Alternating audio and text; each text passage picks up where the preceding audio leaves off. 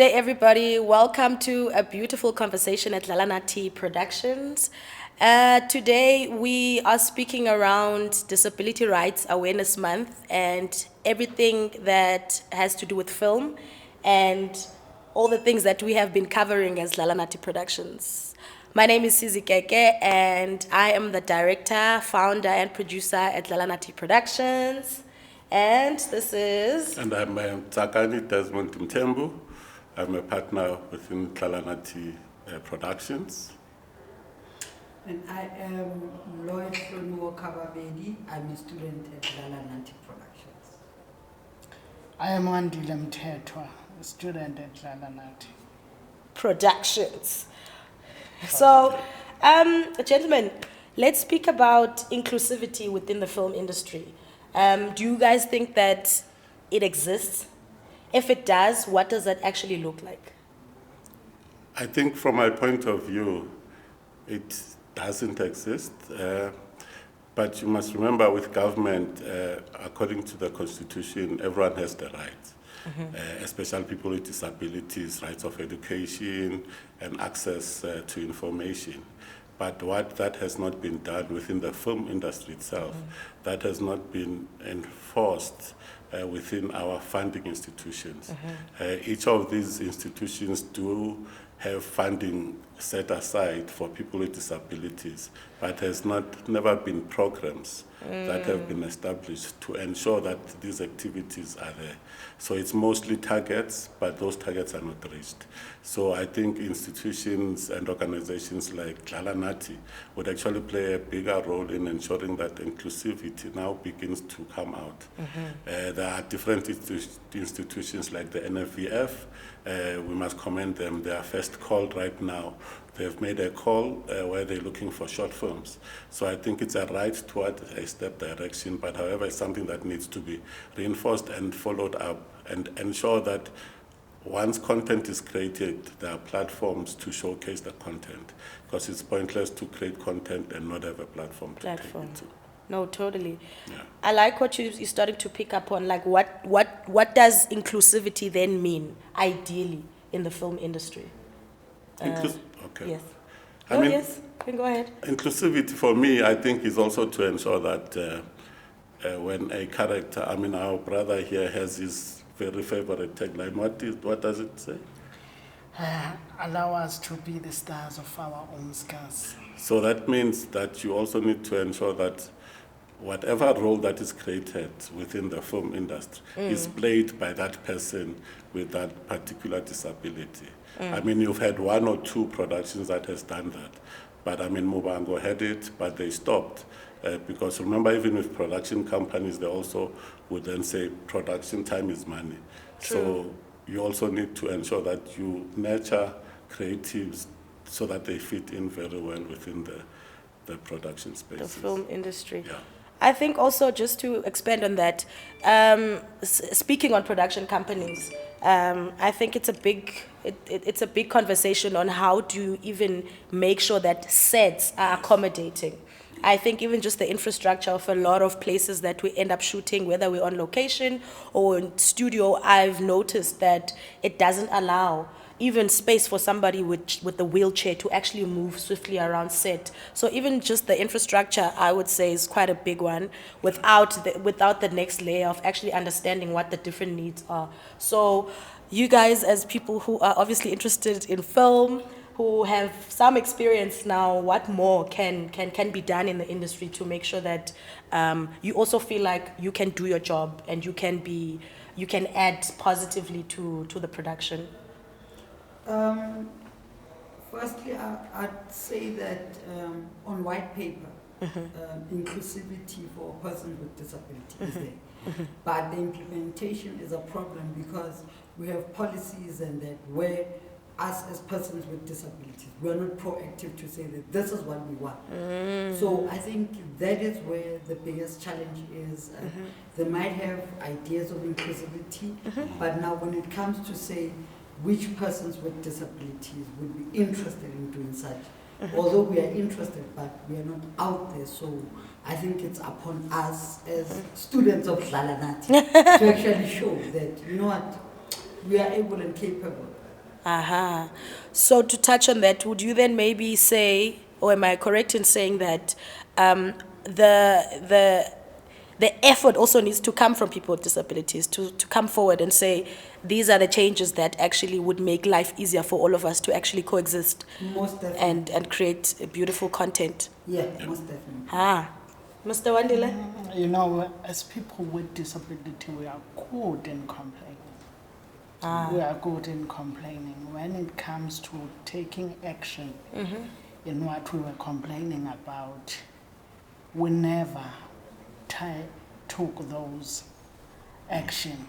You know, being a person with disabilities, we don't want to play a role in something that will help us. Like the opportunity that has been created by Dlala Nathi. Those opportunities are helping us to channel ourselves in film industry. Yeah. But few of us are taking it. I mean, taken from there, so do you think creatives with disabilities should be treated differently? And maybe coming to you, Susie, your teaching methods within the program, how different are they? Okay, do you want to answer the first one? Can you answer the first? All right, sharp. When it comes to how you are, and I'm using this word very loosely when I say adjust, because when it comes to learning, it has to be adjusted for everybody, right? In my experience and teaching young children with different needs, you know, younger people who are in their early teens and then moving. So I've kind of had a nice range of how different people, because we are all different, how people learn. And with this program, because we are teaching a course or disciplines that usually would take around 3 years to actually really fully grip the different departments, we try and actually come on an entry level so that you get all the basic understanding of what each department does, right? So the first thing is that you look at practically how does this work for everybody in the room, right? And whether we like it or not, we have to understand each person that is sitting there, right? And understand what their learning needs are, right? So in our process, the very first thing that we do is that we do a screening process where we actually have an interaction, just get to know each other with the participants who are actually interested in becoming a part of Dlala Nathi. So that's always our foundation, just to make sure that they understand what we are doing and we understand them as a person who potentially is going to join us, right? So that's the first layer, I would say. Then when it comes to a big one, infrastructure or the places that we actually ideally would like to carry out our classes, takes a lot of research. Understanding the culture in those buildings, understanding how things work, right? If there's lifts, do they work all the time? We're in South Africa, what happens during load shedding? So actually preparing a space that it doesn't make anybody feel that they are trapped or that they have to now, because some people do find it, they become a little shy to say, hey, I need this extra help, right? So you have to be ahead of that in understanding that it needs to be comfortable for everybody. Then when you step into class, so once you found the perfect place, then when you come into class, because it's different disciplines, you also need individuals. They can be amazing at their job in the industry, but it needs to be people who understand what it is to learn and that nobody learns the same, right? So once you get that team done, then when we are moving into the content flows. Content is content. A camera is a camera. It just depends how you hold it as a person with a different need than me, right? Yeah. So I think there's definitely layers to it. And if you do not start with the foundation, you're gonna get stuck in the third one. Exactly. Yes, I can say Dlala Nathi has mastered that part. Mastered the part of knowing what we need to get in the industry, and they have shifted the discrimination part, because even us as people with disability, there is a discrimination against each other. Yes. So, but Dlala Nathi has taken that away and try to work with us in a manner that we are supposed to work with them. So, And also, I think what's also important is the fact that in 1 year, 2 films were shot, which is something that doesn't happen in most of the film schools. That the first part, they were able to be taught how to make films on location, where they got to understand finding a location and shooting on location. Then now, recently, they currently in production where they've created a studio. So it gave both dimension of understanding the film industry, which I think it's a perfect module or model that was implemented, which I think even you guys can attest to it, that you are able to learn a lot, not just what you wanted to perfect, but you also understood other departments within the film industry. Would I be correct, sir? You are 100% correct. And as you're speaking, you are actually making me think more in terms of the opportunities that Dlala Nathi has given us as persons with disabilities. From the way I look at it, do you actually think our government, as our South African government, is actually giving support to such initiatives and such programs so that they can exist and actually go out to other persons with disabilities? Or do you think this is a more of a Dlala Nathi and Aluta continual persons with disabilities type of program?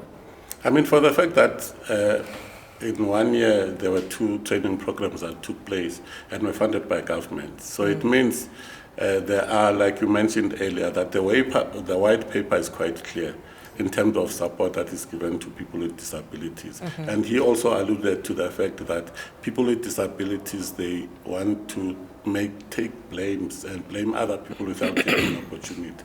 So opportunities are there where there are funding institutions who are waiting for good concepts to be submitted and taking on from the white paper. I mean, even this production was funded from the PSP 3 and 4. So it then means there is a willingness of government, but it's also ensuring that even if you seek funding to then say you are doing it for people with disabilities, it has to benefit them so that others may use it to camouflage only to do their own things. So now it's also ensuring that government follows up and ensures that those that are supposed to benefit, and they are funded accordingly.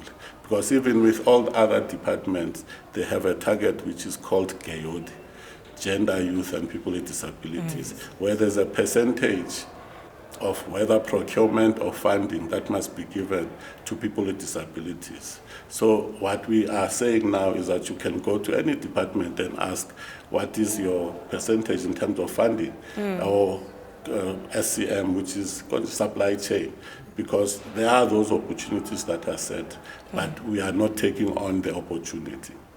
I think just to add on, to bridge the gap, which is what we actually in our research and trying to bridge the gap, because we're constantly learning on better ways to actually bring together government to understand what work needs to be done. There's very little information on the how to bridge the gap. And we are almost like in the front line now of creating that working model on how does government make sure that they meet us halfway. And we have done the research and we've actually got a working model that we can collaborate on. So I think there's also a big lack on the how to, right? And I feel like the conversations are not happening enough, or they're not happening as truthfully as they need to, right? I think that's also, there's this tension that happens sometimes when you, especially when you're an abled body, and you walk in a room and you say, I want to create this kind of engagement. It's like, but you are not somebody who's living with a disability. And the thing is, if you, like what you were saying, Gwandile, if you don't know as a person who's differently abled how to actually engage with those opportunities, then you step back and nobody ends up doing the work. But if we come together and I know you need the opportunity and you'd love the opportunity to happen, and I know how to run a film set or create a space where we can learn, that collaboration can help to to create more opportunities or to show the government on how they can engage and help. No? Yeah. Answers you. You know, on that point, Dlala Nathi production has been a marvelous program for us, people with disability, especially me. It plays a big role in making sure that I'm channeled with what I wanted to do in the industry, you know. So I don't know, to you, Hloni, how has the program been?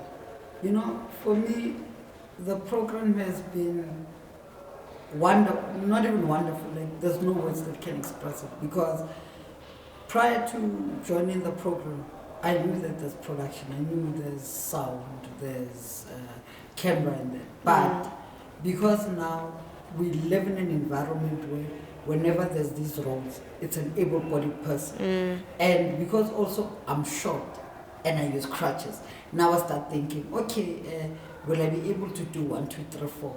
And then I came to Dlala Nathi, and then I realized, no, I don't need to boom, but I can still be in sound. I don't need to be an actual cameraman holding a camera, but there's something within the camera department that I can do something. You know? So this program, it doesn't only focus on teaching us production, but it actually shows you that disability is a mindset. Yes. You know, it actually shows us that although I have a disability, but I can actually do the same thing that Usisizi can do or that Uprates can do. I just do it differently, but I still do the same thing. So yeah, it's opened my mind to a whole new world completely.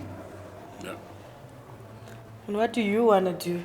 You said I've learned what I want to do. Sean is very clear on what he wants to do in his department. It's script writing and directing. Those are my favorite because I learned to create a new world. You know, when you are a director or a script writer, your work is to create your own world. And in that, Dlala Nathi has played a big role in tuning me in on how to go about doing that. I was watching some of the script I started writing before I joined Dlala Nathi. You know, after the class, I went back and I was like, You were playing. What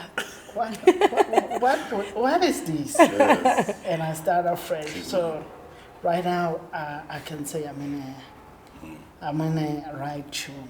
Happiness. Yeah. Oh, gentlemen, when we speak about Dlala Nathi, we can have so many different conversations, but I just want to thank you for your time, sitting down and just connecting. And obviously there's other people out there. If you want to connect with us, you can find us at Dlala Nathi Productions, all social media platforms. Engage with us. We are a family. We are always happy to have people come in and see our work. Thank you so much and have a beautiful, beautiful festive season. Thank you. Thank you.